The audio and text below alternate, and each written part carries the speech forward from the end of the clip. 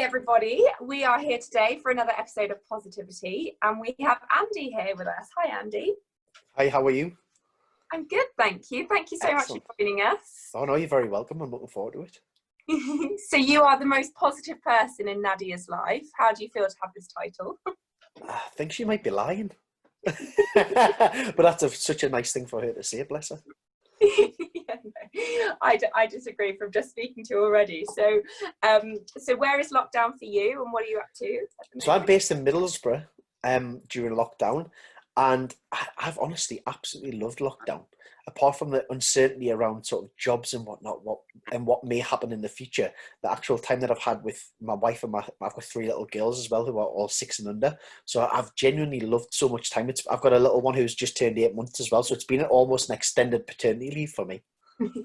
Amazing. And I think that's so true. So many people have found that they've had this quality time with family that they would have never had, and it's probably made people refocus on what they will return to when it becomes normal again. Do you agree with that? Certainly. I mean, if I could work from home full time, that would be absolutely amazing. I know it isn't going to be possible, not in the short term anyway. But the extra time to have with the children, focus on doing schoolwork. You know, I'm quite fortunate when we're not in lockdown. I have quite a flexible home life anyway, and work life. But this extra time with the children has been fantastic. Yes. And how have you found homeschooling? It started off really well. I think, like most parents have probably found, it started off really well. And then as the weeks have gone on, the children have maybe become less engaged and less interested, because the new norm is they get up in the house and they don't have to get dressed as early as what they would usually. They're not wearing their uniform. But we try to find other things. We've been fortunate. Nadia, who was on your last show, who nominated me, she has had dance classes on every day. So certainly my eldest, she's been joining in every day, and my middle one, she's done the odd session here and there. So it's been nice having all those different things. I think social media has been fantastic, and the fact people have put on so many classes either for free or for a minimal fee. Yeah, no, that's so true. And I think so often social media and technology gets really bad recognition for having young people connected to their screens. But at a time like this, there's so much positive content out there and diverse. And I'm sure it's helped you as parents to think, what are we doing next? Oh, 100%. I've started doing Spanish book club with my eldest. So we're learning Spanish every Friday, and we get tasks and a story to read every week. So that's been absolutely fantastic. And how's your Spanish? How's your Spanish going? Oh, I'm fluent. No, do you know what it is? It's amazing how much it's come on because of these stories and the way that the tutor has set it up. So I've picked up quite a bit. My daughter's just flying. She's doing fantastic with it. Oh, amazing. So next time maybe you can come on and speak and answer all the questions in Spanish. Oh, 100%. Definitely. Just give us a year. So obviously we are on Positivity, and all we ask is for our guests to have a cuppa to hand. Have you got it here ready? I've got my Mickey Mouse cup ready with some green tea in. Oh, nice. Is green tea your go-to cup of tea of choice? Well, it is for tea. I like a good coffee or a latte. But I did a 10-day water challenge a few years ago where it was literally not nothing of a fad diet. It was just, you still ate the way you ate, but you just drank water for 10 days on top of that and nothing else. And I didn't drink any tea after. I've never liked it since. Really? And I can't explain it. I don't know why. It's just, I don't like it. So now it's only green tea. Oh, that's so interesting to hear. Amazing. So what do you do for work, and how has the wonderful world of COVID-19 impacted on what you do and changed the way you work and live, I guess? Yeah, I've got a few different things. I've got a community interest company here in Middlesbrough called Green Sky Fitness. It's on the cap. Unlike Nadia, who last week pretended she'd been teaching 40 classes before 10 o'clock in the morning, I haven't. I just put it on because I thought, well, it's going to get some footage. I'll put it on there. So I've got a community interest company called Green Sky Fitness, where we've got our own gym, and up until before COVID, we predominantly delivered qualifications around fitness and health. So we do sport and active leisure qualification. We would train people up to be gym instructors and personal trainers. So now that since COVID, we kind of reevaluate that, and we're going to go back to just doing what we do best, really, is working in schools, delivering different sports and working with groups. So we work with a number of different groups within the community to put on free sessions, whether that be fitness sessions for people with mental health issues, whether we do things for families and children, and personal training and all them things. So that's what we're looking forward to getting back to once this is all over. And I also teach part-time for a local college, so I'm delivering online at the moment. How's online teaching going? It's an interesting one. I work with young people who are disengaged within education, so trying to get them to engage during lockdown on IT it's been quite difficult. However, we've been kept in regular contact with them, and they're doing well with the paper-based work that was sent out. So they're doing really well. Wow. And then in terms of the sport and fitness, when we do return to normal, I don't know, personally, I think that people are going to have found the importance of it through lockdown, and it's been a real godsend in terms of giving everyone purpose, changing their day around so you're not just sat down in front of a desk or whatever. Do you think that will impact on what you do, or are you seeing something? I do. I think there'll be a lot more, almost a bit more of a community spirit around that, in the sense that people have used walking and getting out of the house now really a social distance and see people, even if it's just standing at the bottom of a garden. And I think that's probably helped bring families closer together. So I think when sessions go back, there'll be less emphasis on parents wanting to train at like 8, 9 o'clock at night when the kids are asleep, and they'll probably be looking for more accessible things they can do with the children. I'm hoping so anyway.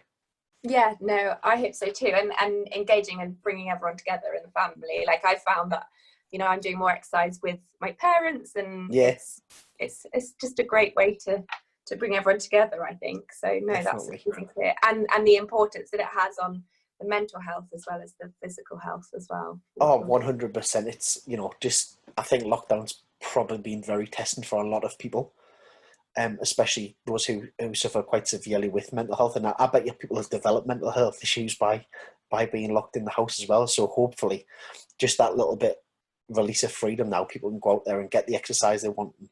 And hopefully get some stability back in their lives. Yeah, stability I think is definitely key for it all.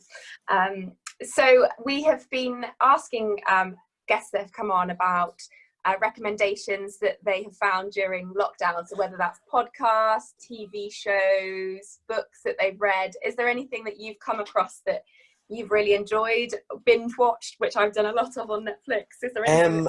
What have I binge watched? I'm trying to think.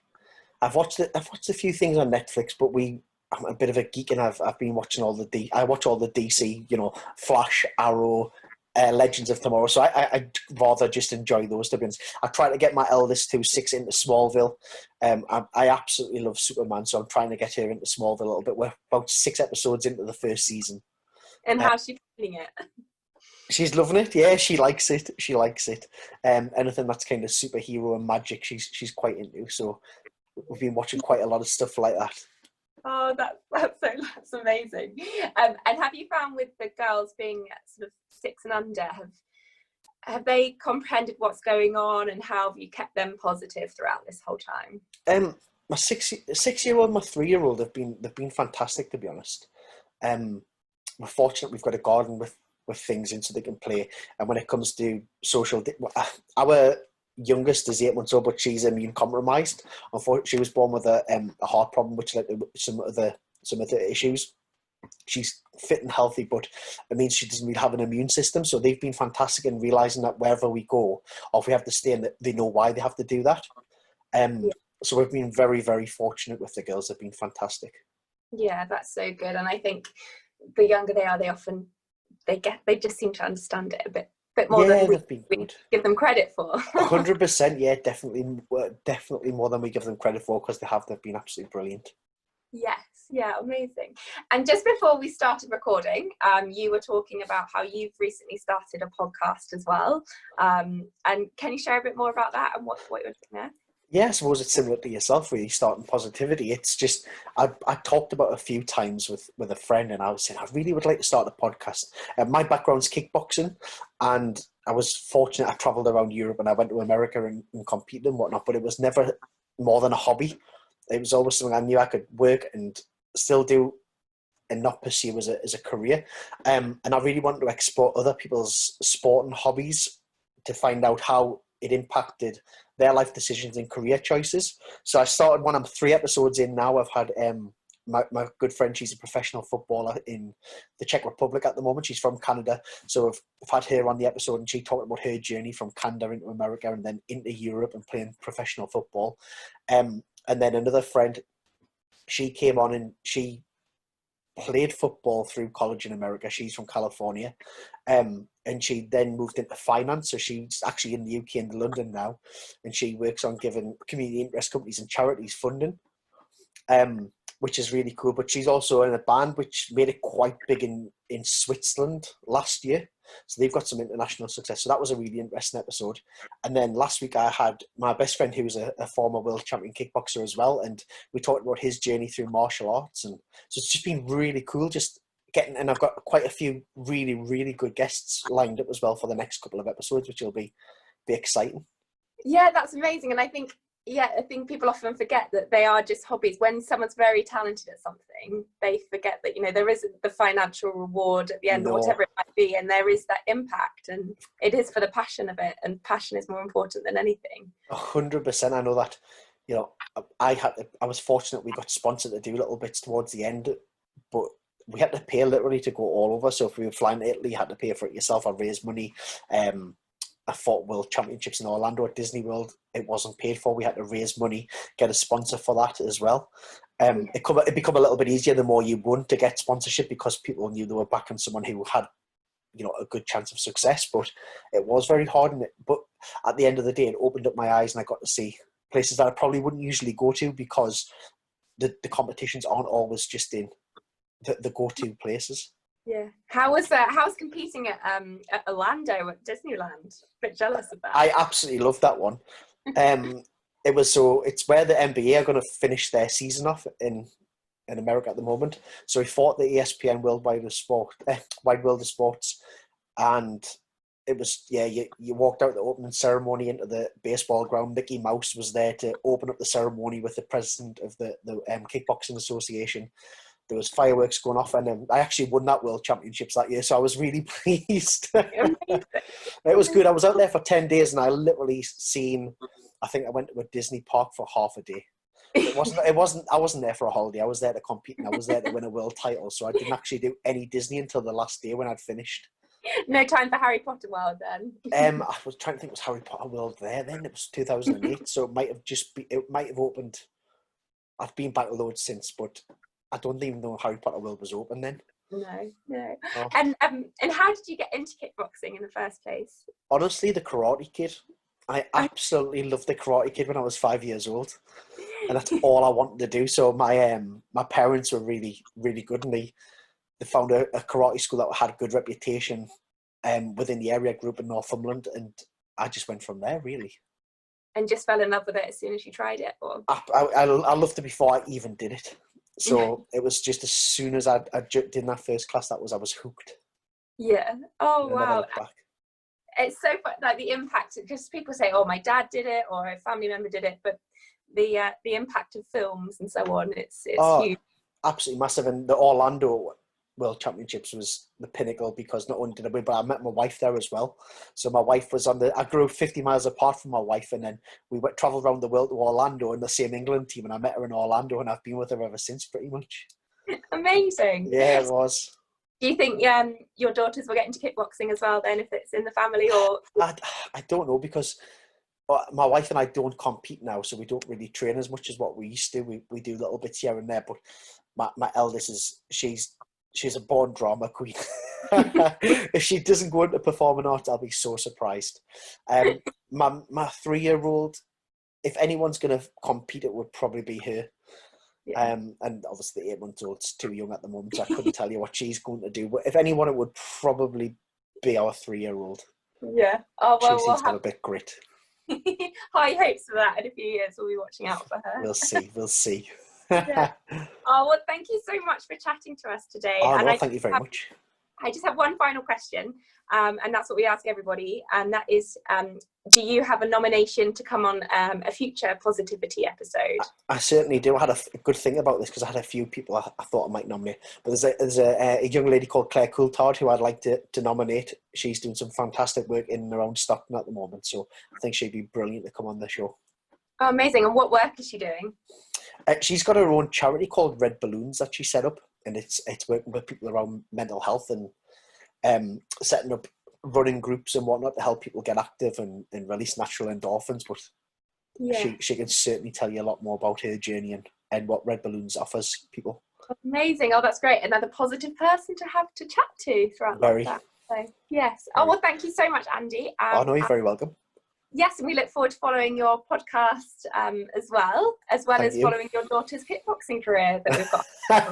I better get her into it now. I'll push her. Well, you'll watch this back in a few years. I've talked about it on Positivity. You get kickboxing. Yeah, exactly. Oh, thank you so much for coming. Oh, no, thank you very much. You're welcome.